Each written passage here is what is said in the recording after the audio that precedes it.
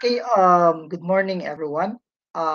Today I will be discussing to you about the Zen Buddhism and the Islam religion or aning gitawag na to no o kanang the religion of Muslim no which is the Islam no teaching in Islam. Okay?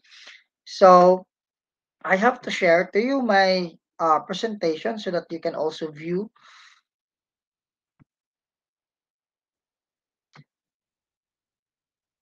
So the ethical teachings in Zen Buddhism. So Zen Buddhism does not mean Buddhism in China, but it means Chinese Buddhism. No, it is the Chinese version of the Indian Buddhism introduced by Gautama or Siddhartha Gautama. So the Buddha. So this means that Zen Buddhism recognizes the influence which Indian Buddhism brought into it. Subot pasabot day class, this is actually coming from the Indian Buddhism, no nya. This was actually being introduced to China, and then of course, ilaha nga gidawat. So Zen Buddhism is the blending of Taoism and Buddhism. So sa ato pala ang kanidang Zen Buddhism is actually blending of Taoism and Buddhism. So when Buddhism was introduced in China approximately in Anno Domini 60 through commerce or trading, the Chinese were gradually fascinated by it. So because of that fascination, siguro no mo na nga ilaha nga gidawat. Okay? So the happy marriage between Taoism and Buddhism, no, this was actually ang gigamit ng word is marriage because the union of these two happened when Bodhidharma, an Italian sage, brought to China from India, no, the spirit of Zen Buddhism. So before Bodhidharma, no, breathed his last in Anno Domini 536, he consigned Huiko, no, continue the Zen spirit in China. So mo ni iyang successor, no. So the synthesis between Buddhism and Taoism happened because Huiko or Bodhidharma's successor first of all a Taoist before he came a Zen friar. So sa Taoism di siya una na bunyagan no ang yang belief no ang yang religion, and then later then becomes a Zen friar. Now, what is Zen Buddhism? So of course, it's a way of life, no? It is not an art of thinking but living. So it calls man to live life in the spirit of naturalness, practically, and simplicity. So it is a way of life din, no? Ang pagkinabuhi, no? So ang pagkinabuhi. So of course, ang yang pinaka main kayo, no, nga kana nga gitumbok is about the spirit of naturalness. So of course, uh, you know already know what is natural pagka natural, no? Practicality. So of course, mingon tag practicality, of course, what is actually being demanded in a particular situation, or shall we say mingon tanong of course it is wrong no because practically hurting someone no is not good because it's somewhat like you're hurting yourself also, no. So what will happen ka no if you are going to hurt someone, or the other people will also hurt you back. So of course practically di gid siya maayo, and simplicity. So its moral injunction is that man should extinguish his greed, no? Atong walaon, no? Atong kahakog kaning craving, no? Atong kagutom sa mga kalibutanon nga mga uh, kalibutanon nato nga mga desires, no, and sa atuang lust. So as a whole, Zen Buddhism teaches that man can only live life authentically if man sees things as they are, no. So may lang ipasabot aning seeing things as they are. So gingon seeing things as they are means seeing things without the use of logical categories or of reason. So like for example, ningon siya no, this suggests that Zen Buddhism by nature is intuitive. So coming from the intuition of the person sa kutob sa usa ka tawo. So like for example, sa ato pa di ay since this is not actually considering the reason, mingon data class no nga you know what, I can no longer live life normally because I believe no I have this ability, and this could actually hinder me no to achieve success because of this kind of situation that I am experiencing right now. So, usa na no, that is just an example kana ba nga moingon ka no imong underestimate imong kagalingon nga di na ko ka kuan na no, because uh we tend to actually mura siya kanang kuan class ba empirical kayo no, because we cannot actually reason out no without using our senses. So of course, mura siya sa empirical nga view, no? Uh, to reason out for something. Like for example, ako maglisod jud ko, no? It is very hard, or it is very kana bang matawag na to, sulagma na kayo, no, or kanang taghap na kayo nga martista ko kay batik kog naong or something, or so on and so forth, no.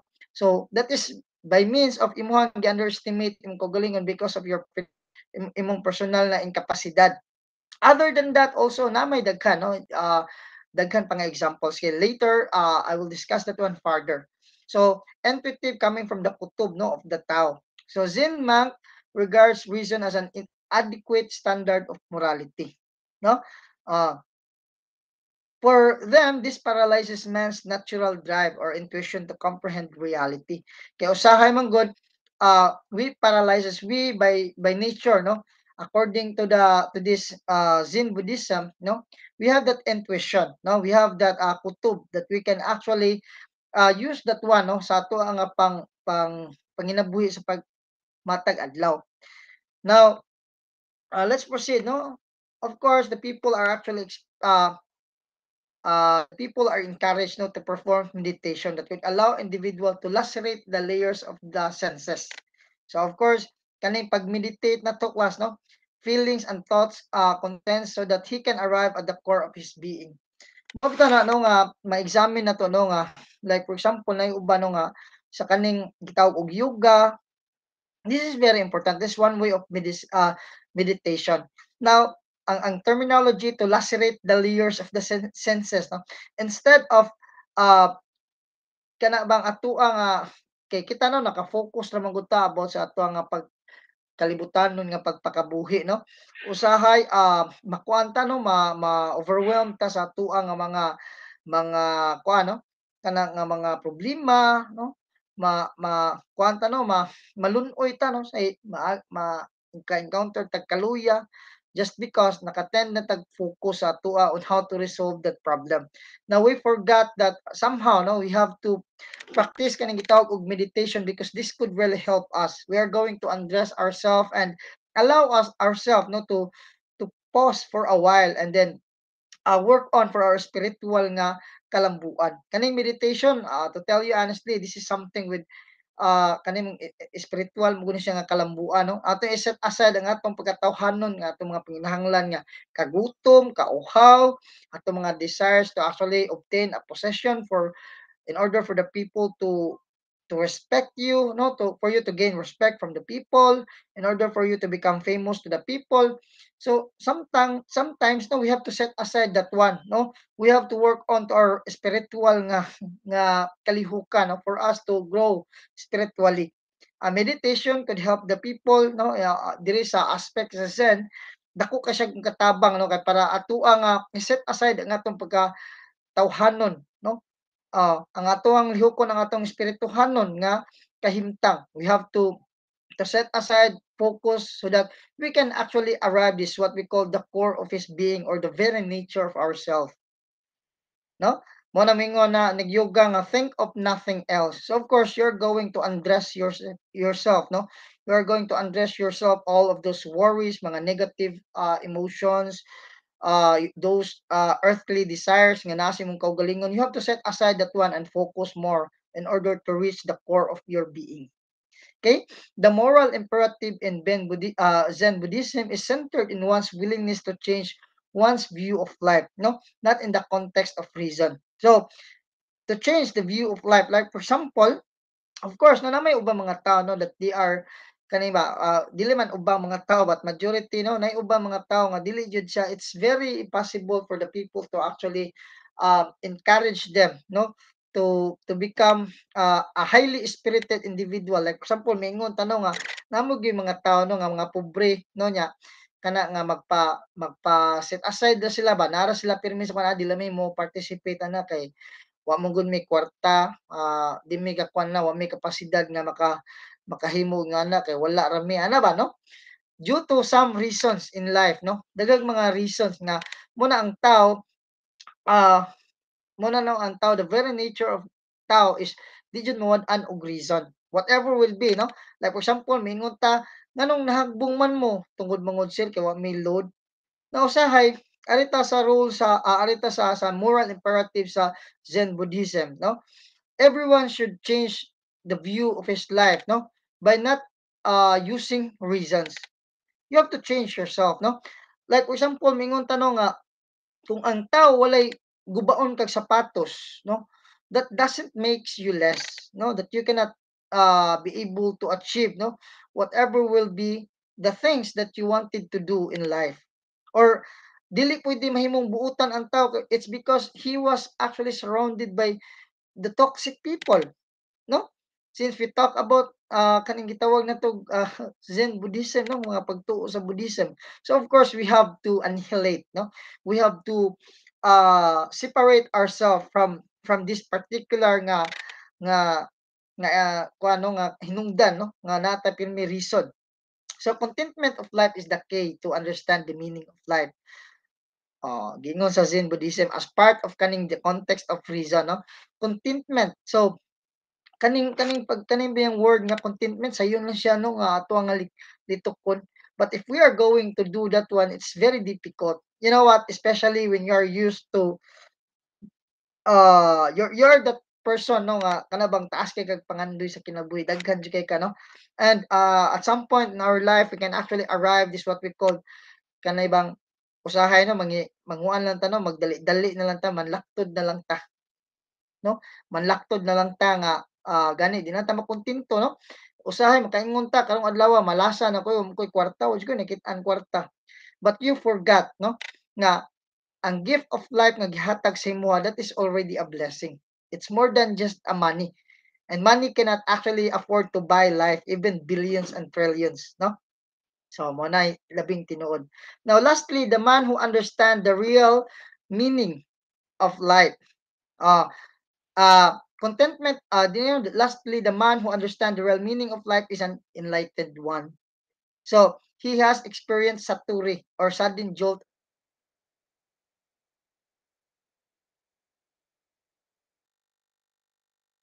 of enlightenment. The term that one nirvana, dili no ang sa Confucianism, ang ila super sa to nakalimot na hinong ko no nasa top.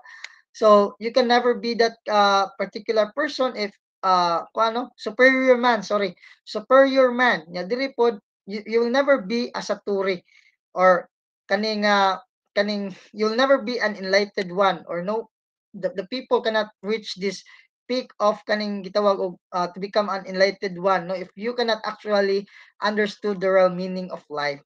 Life is like that, no?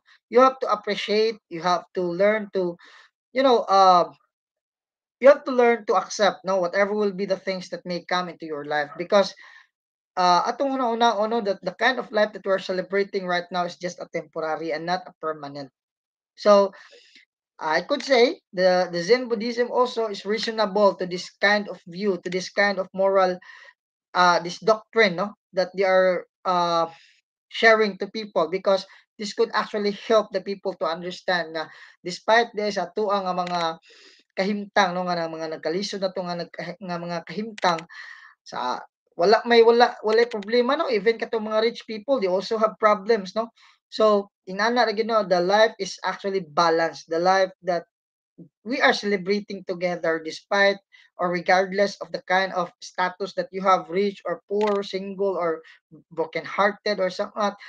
Everything is actually kuan na gid no fair no na magdepende ra gid na on how we are going to appreciate life. Okay, so I hope you have learned something from the Zen Buddhism. Now, I will be introducing to you the ethical teaching in Islam.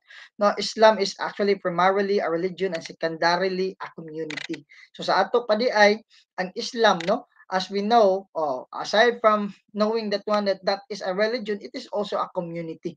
Meaning to say, panagtigom ang a group of people.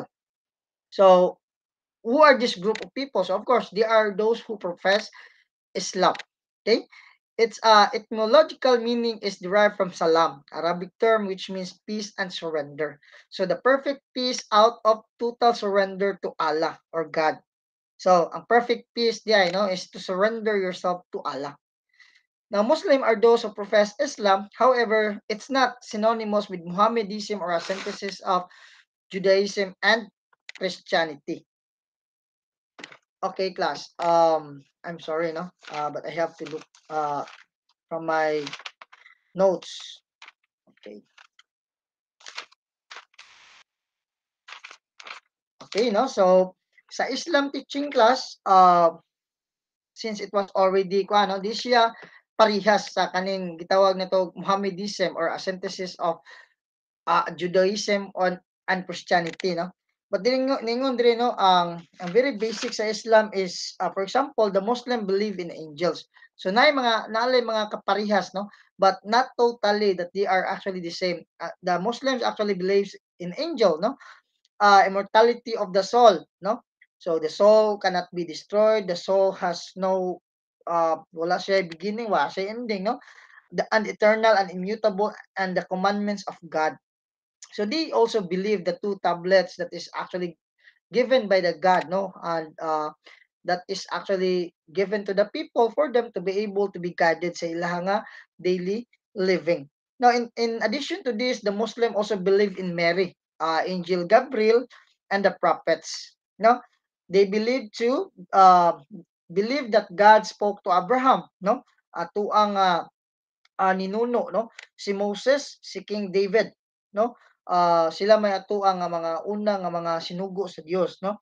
So what lies visibly between Islam and Christianity is that while in Islam Jesus Christ is considered only a prophet, but for us Jesus Christ is a prophet and at the same time he's the son of God and a God himself. No, mabitaw na no, na verse sa Bible nga niingon no nga uh, ang amahan, no, makita ninyo nako. So sa ato pa, ang amahan makita ninyo nako, meaning to say, whatever will be the kind of quality that he have, so that is also the quality of the Father. So in Islam, there are three things to be preciously kept. First, the unquestioning faith in Allah. So of course, no one will actually tries to question, no? Wala you cannot actually question the faith in Allah. So for them, that is kuano kanabang labag sa ilang nga balaod sa Dios, no? Second, the acceptance of Muhammad being their prophet or kaning gitawag nila as the last and the greatest of the prophets. So it's not Jesus Christ, but for them it was Muhammad. Uh, um, as the next we have the third, no, reverence and observance of the laws of the Quran or Muslim Bible. So kaning Quran, this is the Muslim Bible. So of course, by means of reverence and observance, of course, they have to follow. No, they have to follow sa walay kusmod, sa walay kasuko, and ilag yung sundon. So the ethical injunctions in Islam are divided into two. So what are these ethical injunction? First, the minor oaths that include abstention from alcohol and pork. So bawal ginisla, no, and also gambling. And second, Muhammad prohibit this because these were the very causes, no, hinted of the downfall of Mecca. Mecca or ang banal na lugar, no? Banal na lugar on Mecca. Because of alcohol, because of eating pork, and because of gambling, so mo ni siya pagkahagsa sa ato ang simbahan. Yes, no, kaya usahay ang tao mahimo man siya good nga kwan like mingon tag alcohol. So of course, ang tao no dili man kakatigom og kwarta, no, kwan lang ba, no, practically lang if you're going to spend for something for the vices, of course, usama na no, murag atong sabton logically pod, this is something relating to kaning simbahan. It's not only literally the mean nga simbahan siya, but we have to understand nga ang simbahan is actually it's not about the church, but it's all about the people that actually uh, profess anang a particular religion. No, di man ta katawag og Kristiyano if it is only representing that the church is only represent for itself, but it's the people nga nagsimba diha, no. So that is very important. Now the third, no, we have the motto, no, the reverence and observance of the laws of the Quran Bible. So this is very important because for them, of course, the Bible is the guide, no, the guide, no, of our daily living sa kanang mga Muslim people. So you have to follow the Bible. Now, with that, they are actually, nagpropose sila I'm sorry. So the second, no, ethical injunctions in Islam is the major ones are embedded in the celebrated five obligations. Now we have imposed in the Quran. They have actually an obligation. So obligation to profess the faith, no? Iampo, isamba ang pagtuo. Number two, obligation to pray. So of course, you have magampo, no? Obligation to give alms. So of course, they have to give shares also, no? Next, we have obligation to fast. So to do fasting. And number five, obligation to have a pilgrimage to Mecca or paglalakbay sa banal na lugar. So these ethical injunctions constitute the moral life as well as the religious life of the Muslim. No? So strictly to the Muslim. Now this is how they impose these moral injunctions. Now we have number one, no, the obligation to profess the faith. So of course, all Muslims are obligated to of Allah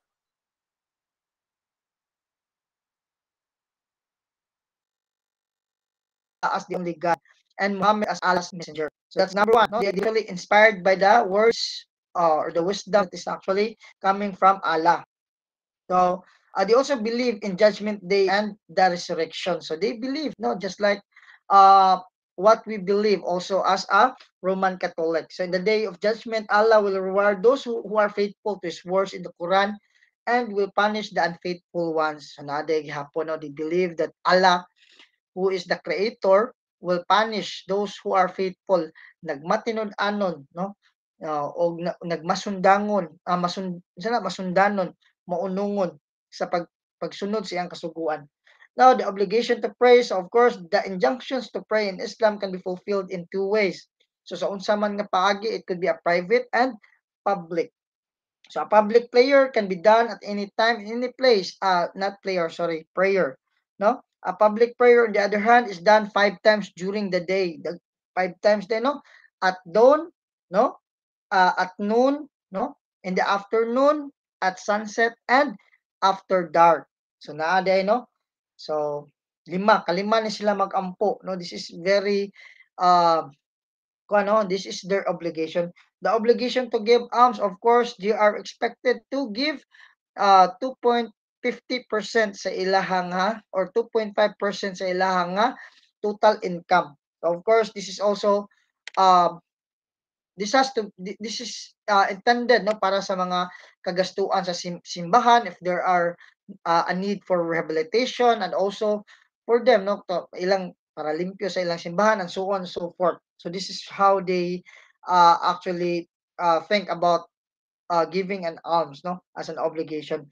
Also they believe, no, nga ang wealth may become pleasing to God if part of it is given specifically for the poor and for the expenses of worship. So sa ato pa it is more pleasing, no, mas makalipay kayo sa Ginoo if you in yourself you learn how to share your wealth with the poor people. Next, the obligation to fast. Of course, this is very important because fasting in Muslim does not mean only about di ta mo kaon, no? But also part of that is, of course, you have to abstain from sex, no? Also to abstain from ini, no? Kaning pag-inom, no? Wala na siya, no? Dapat na siya i-abstain. That will actually happen during the 9th lunar month, no? Which they call Ramadan. So next, the obligation to pilgrimage to Mecca, or of course everybody, a Muslim or an Islam, are encouraged, and they are not only encouraged but obligated to actually visit to this holy place. They called it this one a pilgrimage to Mecca, uh, or Hajj, which literally means setting out, no, or banal na paglalakbay. Ang banal na paglalakbay, Hajj, banal na lugar, they call this Mecca. So one of the primary rewards of the Hajj is for the Muslim pilgrims to undergo the tawaf or the ritual procession around the Kaaba, no? And what is this? That contains the black stone. Oh, na dito yung black stone dito, class. Mo to'y hawkan sa mga Muslim when they can actually visit to the Mecca because they believe that that particular rocks is actually gihatag ng ni Abraham, if I were not mistaken. So there's a great mosque of Mecca. Accordingly, the ritual procession is started by kissing the black stone. So not Abraham, but Prophet Muhammad, no, who initiated such a holy act. So it was Prophet Muhammad who kissed that one, no. And then mo na no ang iyang mga followers nisunod na, no, ni Prophet Muhammad. They actually obligate that one, obligate every Muslim community to visit Mecca for that particular na banal na paglalakbay, and also to visit that Mecca, which is the banal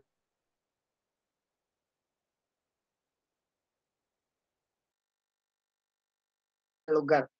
So of course, kanang paghawk sa bato, no, means, no, that is a covenant. Ang nagsignify siya covenant between God and His chosen people. Subot pasabot ang pagpakigsaad, no, ug ang pakigsa unsa man nga pakigsaad nga gibuhat nila, since we talk about covenant. Kaning covenant mungod kas mura siya og kana nga og sa atoa mura siya kontrata class, no, pagpakigsaad, no. Once you are going to do that one, to kiss the stone, meaning to say you have to follow what is actually the law nga gi kuano gi the law of life, no, or kaning pagkuano pag kinabuhi, or a moral imperative sa mga Muslim nga mga community. So it is important to note, however, that the black stone is so sacred to the Muslims, so that they call it Hajar al-Aswad. So accordingly, the black stone is a meteorite of unknown origin. So actually kato kuno nga bato day kano day nga bato nga gikisa ni Muhammad the prophet is a meteorite, no, which is for the Muslims it is the patriarch Abraham who placed the sacred stone in the Kaaba. So it's the patriarch of Abraham. So no, this stone by location stands at the eastern cornerstone of the Kaaba.